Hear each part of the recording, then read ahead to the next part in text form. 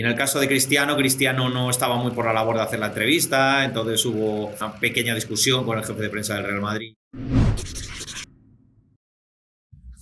Buenas tardes a todos, bienvenidos al podcast Detrás de las Cámaras, episodio número 8, un nuevo episodio que tenemos como invitado a Alberto Pérez. Alberto, ¿qué tal? ¿Cómo estás? Hola Marcos, muy bien, gracias por invitarme. Para quien no te conozca, tienes una larga trayectoria como periodista, narrador y analista en distintos programas y cadenas de televisión reconocidas a nivel nacional, como es Gol, la Liga Televisión o incluso Bein Sports. Y yo creo que es un buen punto por el que empezar. ¿Cómo has vivido tú este proceso y has entrevistado a personas y futbolistas tan importantes como Cristiano Ronaldo, Messi o Fernando Torres? ¿Cómo llegas hasta ese punto? Bueno, es un proceso que va paso a paso, la verdad. Que muchas veces depende de tu trabajo, por supuesto, y también de los momentos que aparecen y que hay que saber subirse a ese tren, que son muchas cosas que no dependen de ti. Entonces, llegar hasta ahí podría hablar mucho tiempo, pero digamos que básicamente después de estudiar tu carrera, pues te vas especializando, haces prácticas lo antes que puedes, intentas mostrar el mucho o poco talento que tengas, a partir de ahí que surjan más oportunidades y agarrar esas oportunidades y puedes estar trabajando para un medio concreto que en ese momento tenga un gran contenido que ofrecer y eso sirve para que hagas cosas que son de mucho renombre, pero también te puede pasar que estés para ese mismo medio y ese medio no tenga los derechos de las grandes competiciones y demás, y entonces que tu trabajo sea un poco más en segundo plano. Entonces yo valoro igual mi trabajo más allá de que las cosas que haya hecho puedan ser más conocidas o menos en función de a quién he narrado o con quién he hablado, ¿no? Entiendo que es un proceso largo, pero ¿cuál dirías tú que es la primera entrevista o la primera experiencia que dices, vale, estoy hablando con gente realmente importante o estoy entrevistando a futbolistas que quizás nunca me había imaginado que podía entrevistar? Bueno, hombre, eso yo creo que sí es el año, digamos, que estoy a pie de campo en la Liga TV Bar. Porque, claro, es decir, cuando yo entrevistaba a los jugadores de la Unión y hacía los partidos, pues hombre, era algo que también veía difícil hacer, pero lógicamente es tu ciudad, entonces lo ves un poco como un objetivo para intentar llegar algún día. Lo otro prácticamente ni te lo planteas que pueda ocurrir. Cuando surgió esto de repente, pues hubo que subirse al tren en marcha. La primera entrevista fue a Marcelo, pero yo creo que quizá la primera que me impresionó de verdad fue la entrevista a Neymar, que fue el partido siguiente en el Calderón. No por nada, sino por el hecho de que al final es un jugador de mucho nivel, que te paras a pensar y dices, joder, estoy aquí con Neymar, como si nada, ¿no? Pero al final es hacer tu trabajo y nada más. O sea, luego lo piensas, realmente no cambia nada que sea Neymar a que sea, yo qué sé, Cetó, por ejemplo, en el Salamanca, ¿no? Tienes que intentar hacer las mejores preguntas posibles y hacer bien tu trabajo. Al final estás preparado profesionalmente para ello, pero bueno, al final, para todo el mundo que le gusta el fútbol, encontrarte eso delante a Marcelo, a Neymar, gente con tanto recorrido, con tanto fandom detrás y que han supuesto tanto para sus respectivos equipos, yo creo que para la gente que nos gusta el fútbol es un plus de motivación. Hombre, es un privilegio, está claro, el estar ahí con grandísimos jugadores, ver grandísimos partidos, estar ahí a pie de campo, pues algo que seguramente la gente pagaría por estar ahí, ¿no? Aunque no trabajaran, ¿no? Es como la butaca de Jack Nicholson en la pista de los Lakers, ¿no? El poder estar ahí es brutal, claro que sí, yo lo valoro y claro que te sientes un privilegiado, por supuesto. A partir de ahí, lo que te comentaba un poco antes, bajar a la tierra, darte cuenta de que ahí eres periodista, no un fan o un amante del fútbol, y que no puedes dejarte embelesar por todo eso, porque de lo que se trata es de hacer llegar a la gente lo mejor posible todo lo que ocurre. Al final a esos futbolistas les soléis preguntar 3 o 4 preguntas que realmente son claves y que son muy seleccionadas, porque los futbolistas tienen un tiempo muy, muy preciado, muy valioso, y no podéis preguntar cualquier cosa. Entonces, esas preguntas, ¿cómo las seleccionáis? ¿Las seleccionáis con vuestro equipo? ¿Son tuyas personalmente o es un poco una mezcla? No, yo siempre he tenido la libertad para elegir lo que quería preguntar dentro de unas normas que hay, las normas del juego, que se nos dan cada temporada. Pero yo he decidido, bueno, lo que quería preguntar. Es algo que más o menos hay un par de elementos durante el partido que tú ya ves que son clave y que hay que preguntar por ellos, que no te puedes olvidar, pero a partir de ahí también es saber escuchar. O sea, no puedes ir con el piloto automático para hacerle 4 preguntas, estar pendiente de las 4 preguntas que le vas a hacer y no estar atento a que te pueda decir algo que te puede dar pie a otra pregunta o a un dato incorrecto o rebatirlo. Muchas veces creo que es uno de los principales errores que se comete, que no estamos atentos a lo que nos dice el entrevistado, y entonces dejamos pasar muchas cosas. Yo creo que una cosa es tener un guión que al final siempre lo necesitas, de tener 2 o 3 preguntas, por si acaso, pues bueno, pues por los tiempos en blanco cuando no sabes qué decir, pero obviamente tienes que seguir lo que viene siendo una conversación, que al final le estás preguntando, te está respondiendo, y al final va a salir mucho más natural si sigues ese hilo de la conversación, pero llevándolo tú un poco a tu terreno o a lo que te interesa que comente el futbolista, a quizás tener 3 o 4 preguntas que no tienen nada que ver con lo que ha respondido el futbolista. Sí, bueno, ya no tanto por el hecho de quedarte en blanco o no quedarte en blanco, sino porque al final, bueno, tú estás haciendo un trabajo donde haces una crónica de un acontecimiento con una serie de elementos que son más importantes que otros. Entonces, es importante que no te olvides de ello. Cualquier periodista tiene su libreta para apuntarse las cosas relevantes que suceden, porque la mente llega hasta donde llega. Entonces, claro, yo durante un partido me apunto cosas claves, polémica por el penalti de no sé qué, la expulsión de no sé cuál, o ese cambio pitado por no sé quién, no ha gustado, o sea, esas 3 o 4 cosas las tienes que tener ahí anotadas para que no se te olvide, que no se te vaya el entrevistado y dices, o sea, este es el protagonista de la jugada más importante del partido y resulta que no le has preguntado si era penalti o no era penalti, ¿sabes? Porque vosotros tenéis una idea durante el partido o al final del partido de a quién vais a entrevistar, o por lo general no lo sabéis saber, porque vosotros, bueno, ya me has comentado antes de que sueles tener un poco las notas de las claves del partido, que al final solo se puedes preguntar pues más o menos a cualquier jugador, y mejor aún si es uno de los implicados. ¿Pero tenéis alguna idea o os lo comentan después? Normalmente depende de qué clubes sean. Cuanto más grande es el club, más difícil es que tú puedas elegir a quién entrevistar, y muchas veces son ellos los que te llevan al protagonista, y según vas bajando, digamos, el resto de equipos no suelen tener demasiados problemas y salvo que sea una situación muy, muy delicada, normalmente tú puedes pedir al protagonista y te lo suelen dar. Por lo menos cuando yo lo hacía, no sé cómo ha ido evolucionando estos últimos años. Has entrevistado a probablemente para muchos los mejores jugadores de la historia del fútbol, como son Cristiano Ronaldo y Leo Messi. ¿Cómo es un poco la preparación pre y durante la entrevista? Entiendo que tienes nervios por la persona que tienes delante, aunque realmente siendo profesional en lo tuyo, pues lo llevas de mejor manera, pero ¿cómo es un poco ese proceso y esa experiencia? Bueno, es verdad que no te da demasiado tiempo a pensarlo, porque en el caso de Messi y de Cristiano, que prácticamente nunca puedes hablar con ellos, te lo dicen al momento y tienes que reaccionar inmediatamente. Lo que pasa es que fueron 2 situaciones distintas. Con Messi la cosa fue más rodada.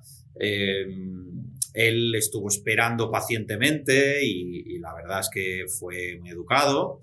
Y en el caso de Cristiano, Cristiano no estaba muy por la labor de hacer la entrevista, entonces hubo ahí una pequeña discusión con el jefe de prensa del Real Madrid por parte de Cristiano, no mía.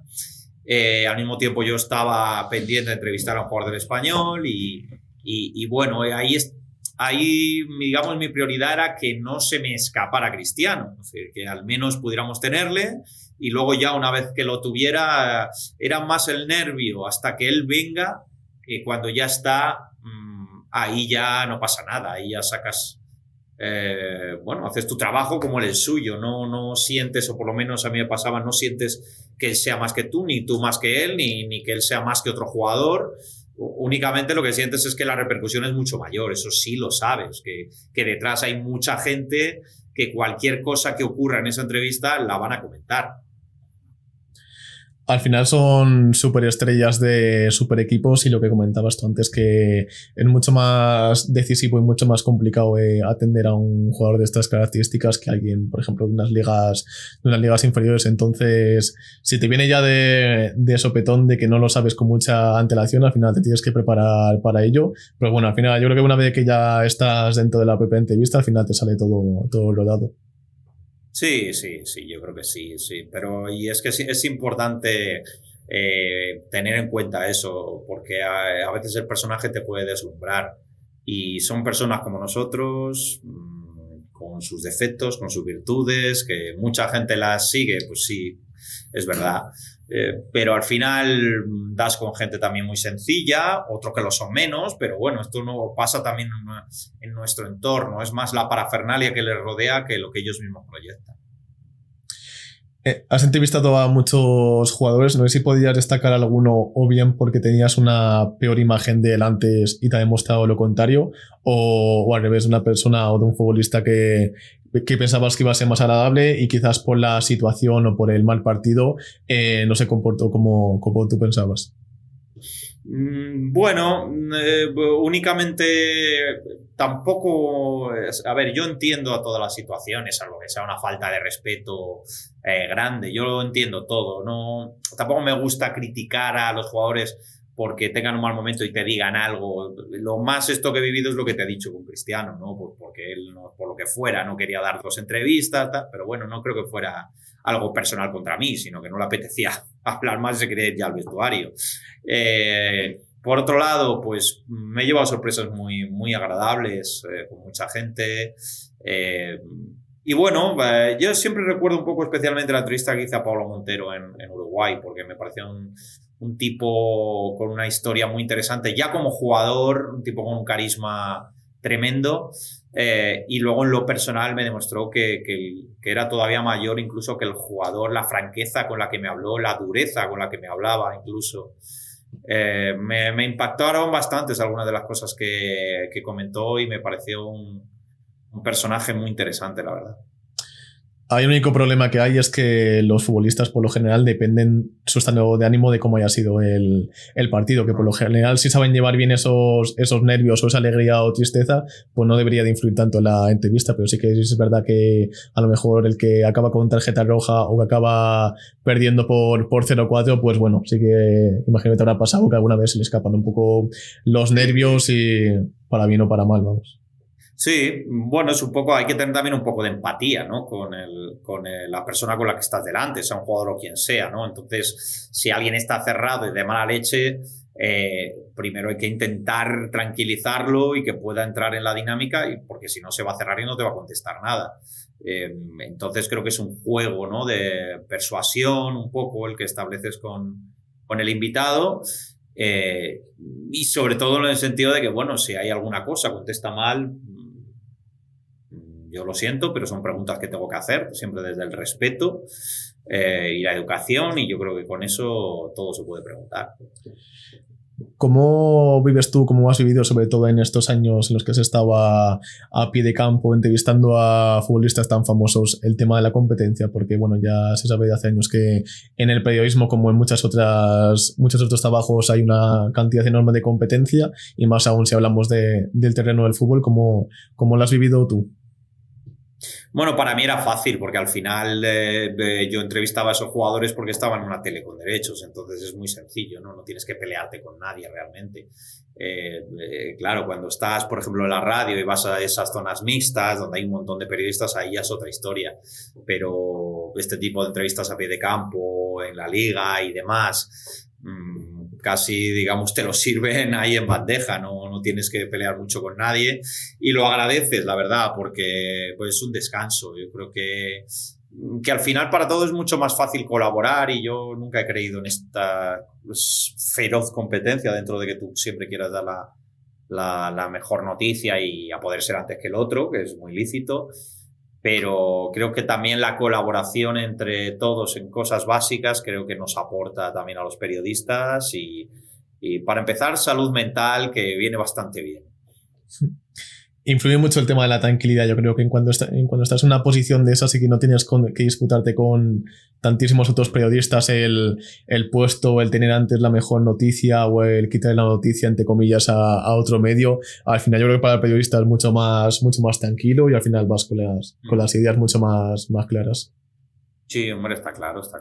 Desde luego que es mucho más cómodo, claro, para alguien que sabe que va a tener un jugador sí o sí, que lo va a tener solo y que va a tener su tiempo, no mucho, pero va a tener su tiempo para entrevistarle. Evidentemente, claro, es una posición de privilegio. Has comentado antes el tema de Salamanca, que ya estuviste trabajando aquí como periodista y bueno, ha tenido mucha repercusión hace unos días, unas semanas, la idea de un nuevo proyecto que habéis lanzado tanto tú como otros exjugadores de la Unión Deportiva Salamanca, entre los que se encuentra de Alessandro. Entonces queríamos preguntarte un poco por la idea del proyecto, cómo surge y cuáles son los fundamentos o los pilares de ese nuevo proyecto. Bueno, vamos a ver, esto surge de las muchas conversaciones que mantienes con gente en Salamanca y cuando la mayoría defiende una cosa que es un proyecto único en la ciudad, ¿no? Y te llama la atención porque ves que muchos te lo dicen, pero lo que dejan muy claro es que, por favor, que no se sepa. Entonces, bueno, esto venía de hace tiempo y yo me lo planteaba y me daba bastante pena, ¿no? Que la gente no pueda expresar sus ideas con libertad, ¿no? En el siglo XXI y a estas alturas. Entonces yo sentía que había mucha gente que quería lo mismo, pero no se atrevía a decirlo, ¿no? Entonces, bueno, pues me lancé al vacío, como quien dice, con el único interés de intentar hacer algo bueno por la ciudad, porque yo ni me voy a llevar nada, ni me voy a quedar si es que esto va para adelante, ni tengo ningún interés personal, ya tengo mi vida, mi trabajo y muchas cosas que hacer. Pero bueno, creía que hacía falta alguien que diera el paso para defender que debemos estar todos juntos. Que no puede ser, por desgracia, a través de los equipos que hay, esto es una evidencia. Con lo cual, de lo que se trataba era de un poco de pulsar cómo está la ciudad en este sentido. Por eso pensamos en que lo mejor era hacer un manifiesto con, digamos, lo que nosotros defendemos como proyecto de fútbol en Salamanca para ver la cantidad de apoyo que tenemos. Y en esas estamos. Es que sin eso no hay nada más, quiero decir, porque también veo que se corre mucho, ¿no? Se corre mucho y se hablan de cosas que es demasiado pronto, que ni siquiera yo recuerdo haber hablado de muchas de ellas, porque el primer paso es ver cuánta gente firma el manifiesto, ese es el primer paso. Si lo firma poca gente, pues hasta aquí hemos llegado, lo hemos intentado, gracias, buenas tardes. Vemos que hay mucha respuesta que nosotros creemos que la puede haber, porque al final se trata de una firma en la cual no te tienes que exponer públicamente. Pues oye, con esa masa social detrás podemos empezar a trabajar, ¿no? Oye, que Salamanca quiere esto. Es como una especie de referéndum. Salamanca decide esto. Pues con esto vamos a empezar a trabajar sobre todo en lo primero y lo más importante, creo, que es recuperar el estadio Mántico a la ciudad.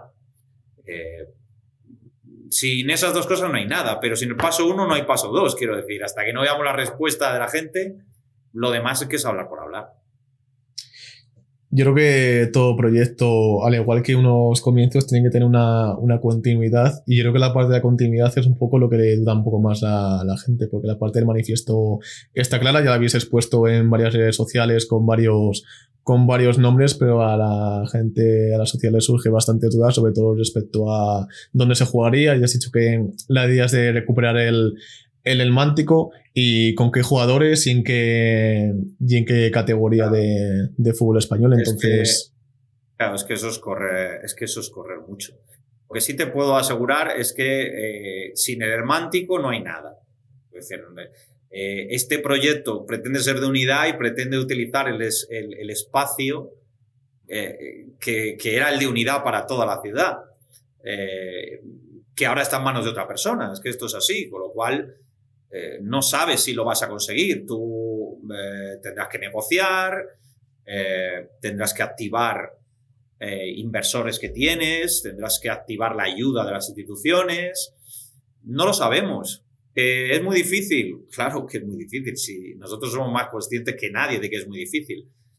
Pero pensamos que es la única opción que nos queda. Porque si no, pues bueno, queda estar como estamos. Bueno, habrá quien piense que así está bien, y bueno, me parece perfecto y lo respeto.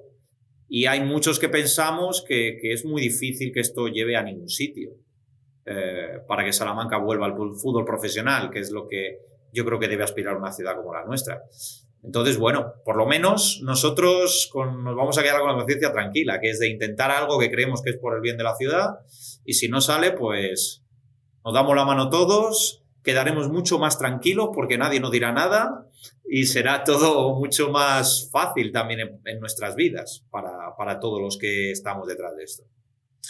en el caso que este manifiesto y este proyecto siga para adelante, bueno, has comentado que la idea es recuperar el Mántico. Aunque es un poco hablar por hablar, ¿cómo sería la idea así de absorber te estoy poniendo supuestos casos, de absorber el Salamanca, comprar una plaza o empezar desde abajo? ¿O no tenéis nada pensado? Bueno, hombre, hay opiniones. Claro que cuando tienes las reuniones todos hablamos de cosas. Y ni siquiera entre nosotros estamos de acuerdo exactamente en todo. Estamos de acuerdo en lo más importante, y es que hace falta un cambio y un proyecto de unidad. En eso estamos de acuerdo. Luego, cada uno lo vemos a nuestra manera. Pero creo que esas cosas ya se verán más adelante. Creo que lo básico es esas dos cosas que te digo. Si esas dos cosas las tenemos, si tenemos una masa social que respalda esto, y tenemos el estadio que vuelve a ser un lugar nuestro, o por lo menos participado por gente de Salamanca y que intervenga las decisiones y demás, si tenemos eso, está ganada prácticamente cualquier cosa. Lo demás será menos importante. Si empiezas en provincial o empiezas en tal, me parecen detalles menos trascendentes. Por lo menos habremos dado un mensaje. Eso va a quedar ahí siempre, incluso se haga el equipo o no. Habremos dado un mensaje. Salamanca quiere esto, ¿no? Esa es nuestra principal lucha. Que a la gente le parecerá poco importante. Para nosotros es muy importante. Salamanca quiere esto o no quiere esto. Y si no quiere esto, pues hasta luego. Lo guardamos en un cajón y hasta la próxima. Pero creo que eso va a quedar para todo el mundo. Sigamos o no con el proyecto. Aquí es cuestión de números, ¿no? Esta gente quiere esto en la ciudad. Y esta gente, ahora que es libre de manifestarse, se manifiesta si quiere o no quiere, con total libertad, que no pretendemos otra cosa. Respecto a... Bueno, por eso sí que lo has comentado, de que la idea es crear un nuevo proyecto totalmente de cero, en eso sí que estáis de acuerdo. Ahora mismo tenemos dos proyectos principalmente en Salamanca, que son el Salamanca y el Unionista, sin contar el Guijuelo. Entonces, ¿en qué no estáis de acuerdo con esos dos proyectos que ya están formados? Pues la idea de partir de un nuevo proyecto es porque no estáis de acuerdo con los dos en alguna cuestión, o incluso en varias cuestiones. Entonces, ¿en qué no estáis de acuerdo de esos dos proyectos? Porque desde mi punto de vista son los dos extremos que hay. Sí. A ver, en pocas palabras es muy difícil definirse. Yo te puedo contar, y yo hablo por mí, no puedo hablar por el resto, sí, aunque hemos hablado entre todos, pero cada uno tiene sus sensibilidades. En primer lugar, pensamos que el proyecto Unionistas es muy bonito, tiene un mérito increíble, pero creemos que es un proyecto difícil para sentarse en el fútbol profesional, complicado. Pero yo creo que ellos mismos también lo saben, creo. Entonces, claro, nosotros queremos que Salamanca esté en el fútbol profesional. Y bueno, entendemos que nuestro proyecto va un poco por ahí. Del otro proyecto, bueno, es que no hay más que ver dónde está. Está en la 5ª categoría, no se ha gestionado bien, creo que esto los propios propietarios lo han dicho. Luego hay cosas, yo personalmente, que no comparto, el tema de símbolos y demás, sería hablar mucho, pero eso soy yo, yo no hablo por nadie más. Pero sobre todo por encima diría que si ofrecemos esto es porque ya hay un enfrentamiento tan enconado, ¿no?, entre estas dos opciones, que ya es imposible que ninguna de las dos aglutine a la mayoría de los salmantinos. Es imposible porque se ha generado tal odio. Ojalá, o sea, si mañana se juntan en una mesa y dicen, venga, vamos con un equipo hacia adelante, hemos llegado a este acuerdo, papá, vamos, nosotros nos vamos para nuestra casa, pero en un segundo. Si nosotros solo queremos lo mejor para la ciudad, nada más. Es la idea un poco, bueno, y un poco el problema que surge, que al final eso ya está en la ciudad, por así decirlo, dividida entre esas dos aficiones, esos dos equipos, y no sé cómo encajará. Bueno, eso en cuanto salga el manifiesto y la gente vote libremente, pues ya se verá. Yo, desde mi punto de vista, Salamanca es una ciudad pequeña y ya demasiada separación hay como para generar un tercer equipo, pero bueno, al final es mi opinión y eso no lo decido yo, sino lo decide la gente. Hombre, yo creo que también te digo que más separación de la que ya hay es absolutamente imposible. Claro, la pregunta, sí, porque esto es muy recurrente. Y la pregunta que yo hago es ¿cuál es la alternativa? Lo que tenemos ahora, pues si la gente cree que lo que tenemos ahora está bien, yo no puedo compartir. También respecto al proyecto de Unionistas, y yo hablo como seguidor de Unionistas, a mí también me parece un proyecto brillante el empezar desde cero y encontrarse donde se encuentran con uno de los presupuestos más bajos de toda la segunda B. Pero también hablamos que al final es una opinión personal tuya, pues tampoco está consensuada de momento por un grupo, como has comentado antes. Pero realmente, si Unionistas, que la idea es subir cuanto más mejor, ves complicado, o cierta gente ve complicado que ascienda más, habría que ver pues este nuevo proyecto cómo va a llegar hasta ahí. Ya no solo subir, que obviamente has comentado antes que la idea es que Salamanca vuelva, entiendo, a primera o a segunda, como estuvo antes desde mi punto de vista, de desaparecer. Pero para llegar a esa situación, primero te tienes que llegar a donde está ahora mismo el Unionistas de Salamanca. Pues te comentaba antes el tema de si van a empezar desde cero, si van a comprar una plaza, porque hay plazas como las de la Andorra y otros equipos que se compran, se forma un equipo y ya partes de una posición más ventajista que empezar desde cero. Sí, total. Pero bueno, eso es lo que te digo. Es un escenario que ni siquiera nos hemos planteado. Yo, la suerte que tengo, Marcos, es que yo no soy seguidor de nadie. O sea, yo soy seguidor de mi ciudad. Y mi único interés es lo mejor para mi ciudad. No, como no soy de un equipo ni del otro, no intento defender a mi equipo, que me parece muy lícito.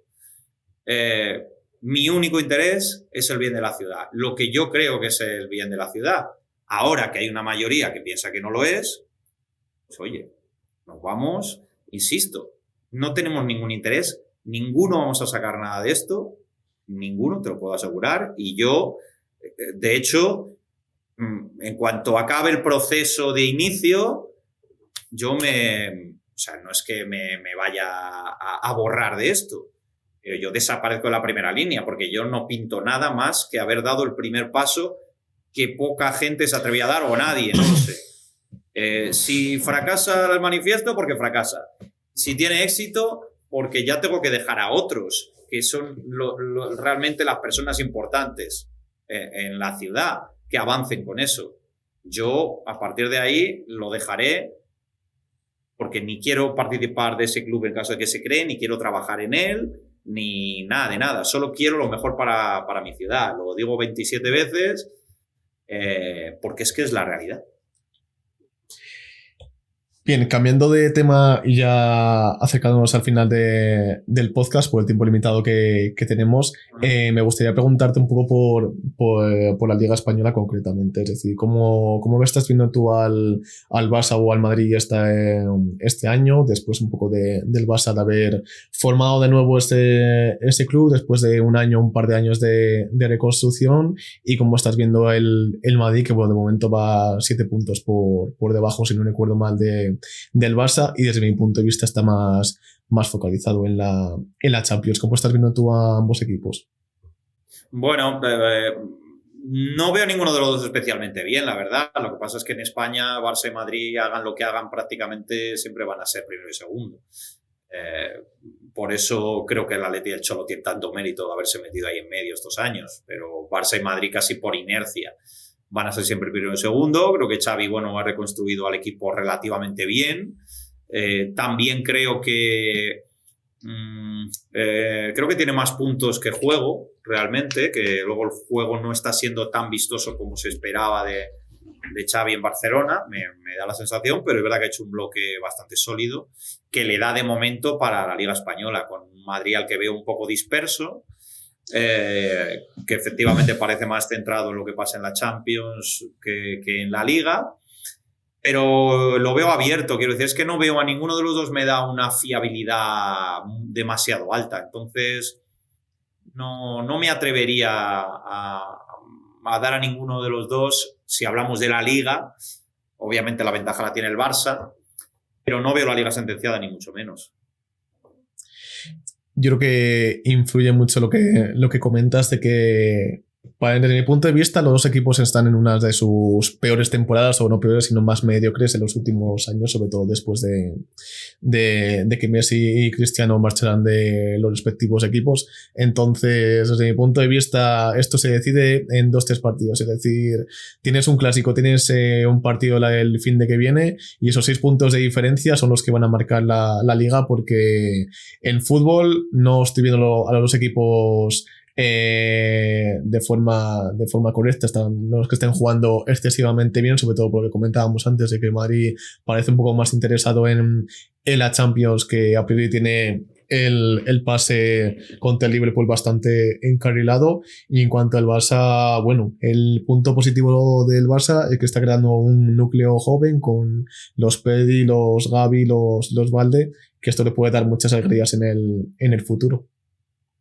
Sí, bueno, también hay que tener en cuenta que hay picos en las temporadas, ¿no? Que muchas veces a lo mejor llegas a enero, febrero y ahí pasas un momento un poco más delicado, y marzo y abril es cuando se juega de verdad todo. Y ahora fíjate, con ese clásico doble en la Copa del Rey, el desgaste que eso va a suponer, que a mí eso es algo que me hace dudar del futuro del Madrid en la Champions.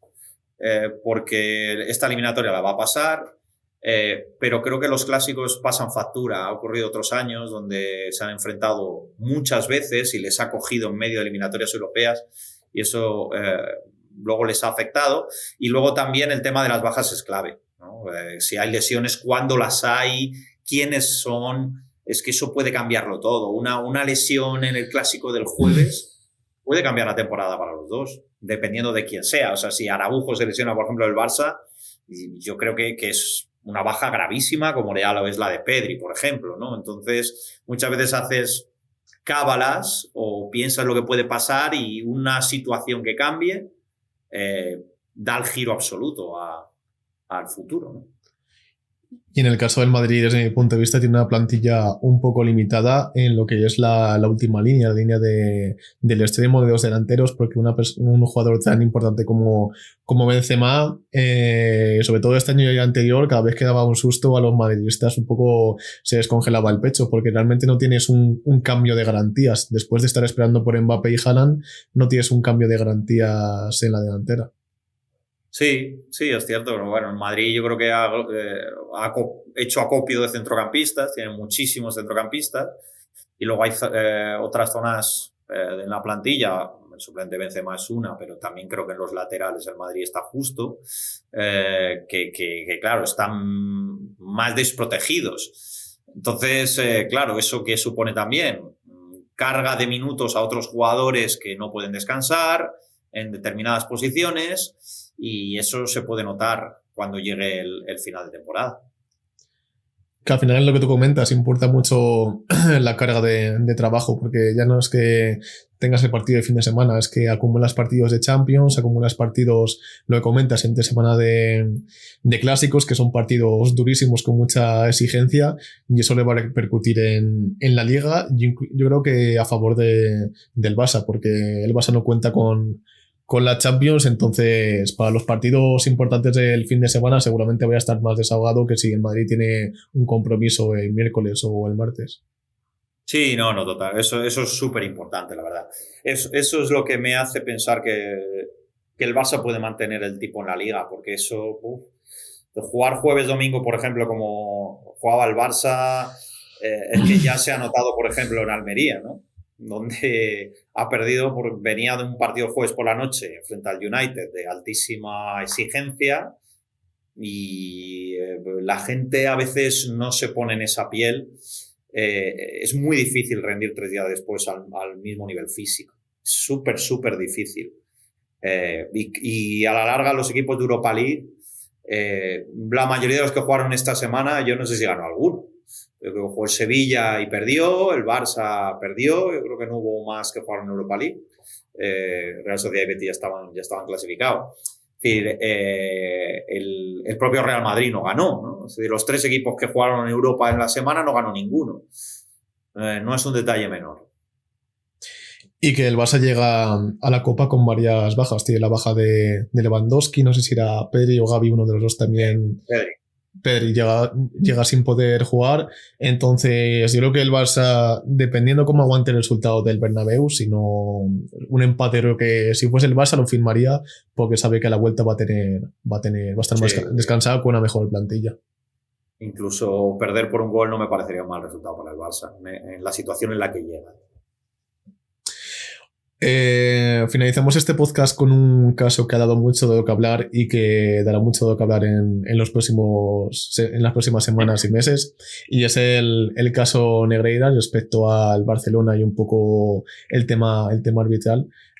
¿Cómo lo ves tú y tu opinión al respecto? Si crees que el Barça tiene que cumplir con algún castigo, ya sea bien de títulos, como ha pasado con equipos como el equipo de la Juventus, por ejemplo, o todos los equipos europeos, o cómo lo ves tú? Bueno, lo veo que no sé qué tipo de castigo debe haber, porque no soy experto en ese campo, pero lo que sí estoy convencido es que esto no puede quedar impune. No podemos pasar de largo por este tema como si no hubiera pasado nada, ¿no? Un club, me da igual quién sea, en este caso es el Barça, que ha estado pagando décadas al segundo de los árbitros en el escalafón, ¿no? Al vicepresidente, aunque le pague por hacer ganchillos, que me parece alucinante. Es decir, no se puede permitir. Yo tengo la sensación de que hay muchas más cosas detrás, no solo con el Barça, pero esto es una sensación, no lo sé. Entonces lo otro son hechos. Hay que esperar a que la justicia la justicia va a determinar otra serie de cosas, pero lo que está ya aprobado, es que ha habido una relación comercial del Barcelona con el vicepresidente de los árbitros, y esto no puede ser, me parece escandaloso. Entonces, creo que algo tiene que pasar. No sé si soy tan optimista, porque en España han pasado tantas cosas sin consecuencias que a lo mejor, bueno, pues esto también, ya se olvidará. Pero bueno, creo que haría un daño a la competición de difícil retorno. Yo creo que no debería quedar impune también para servir un poco de ejemplo al resto de clubes, que al final una cosa tan grave que a mí me parece gravísima, el tener esas conversaciones o esos contratos con el segundo de los árbitros a nivel nacional, también tiene que servir un poco de escarmiento para el resto de clubes que no se dejen llevar, porque a mí también me parece que a lo mejor no es tanto la punta del iceberg, pero que hay otras cuestiones iguales de importantes que ya se verán, si no es este año, en los próximos años. Pero también tiene que seguir un poco de ejemplo, porque Desgraciadamente en la liga no todos los equipos son iguales y no todos los equipos cuentan por igual, como se está viendo, pero poner un poco el freno a estas situaciones. Sí, en una crisis siempre también hay una oportunidad y creo que es una oportunidad para levantar las alfombras y ver qué hay. Y ver qué hay, barrerlo bien y limpiar un poco una credibilidad que ahora es complicado para cuando tú no te crees algo, cuando te han generado la duda, es muy, muy dañino, ¿no? Seguir algo en lo que... o ver algo que no te crees realmente del todo.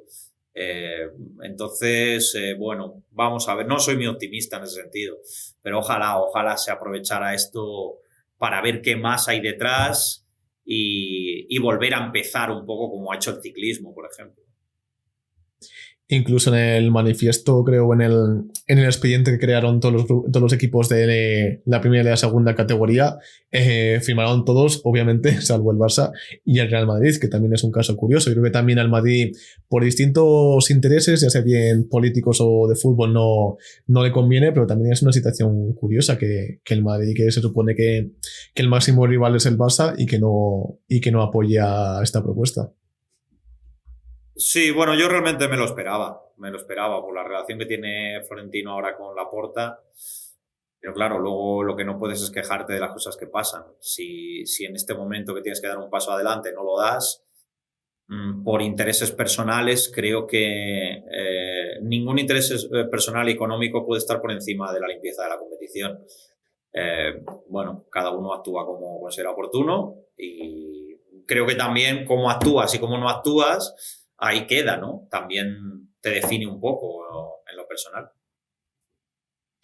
Bien, pues con este punto hemos puesto ya el final a este podcast, a este episodio.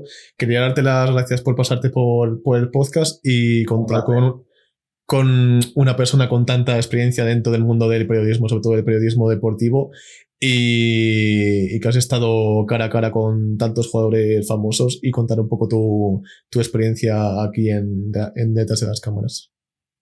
Nada, un placer, Marcos. Suerte con el podcast y nada, ya sabes que aquí estoy para lo que necesites.